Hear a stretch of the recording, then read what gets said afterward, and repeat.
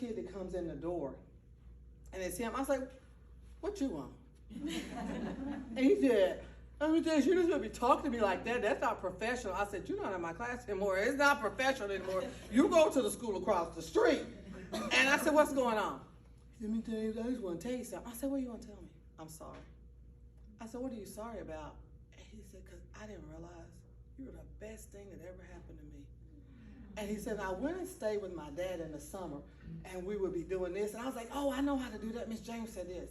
And he's like, something else. Miss James said this. And he said, my dad said, I thought you didn't like Miss James. He said, I'm so tired of hearing about her. And he said, all summer long, I realized all the things that you taught me. I said, you weren't paying attention. You were over there asleep because I was fighting with you. He said, I wasn't asleep.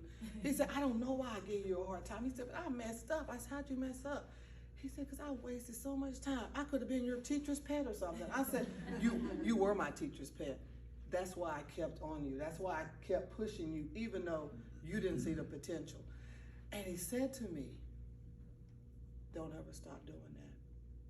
When you see a kid that's not wanting or you think's not ready to learn like I am, don't ever stop. Don't ever give up. He said, because my dad told me, it seems like to me, the reason you didn't like Miss James is because she was pushing you to be the better version of yourself. And you weren't ready for that better version. And he said, Miss James, he said, can we do something that you never do? And I said, well, he said, can you give me a hug? I said, I'm gonna give you a hug, but you're gonna tell anybody. And I gave him a hug and we took a picture. And I tell this story all the time when I'm speaking to teachers, because here's the thing. You never know the impact that you're making. You may not see it instantly. It's sort of like moving. It may be a kid that you didn't know that you touched until they get to high school. And I don't know if y'all do, but we do the cap and gown when they come back through with the cap and gown. And then they'll stop and tell you, thank you for what you did.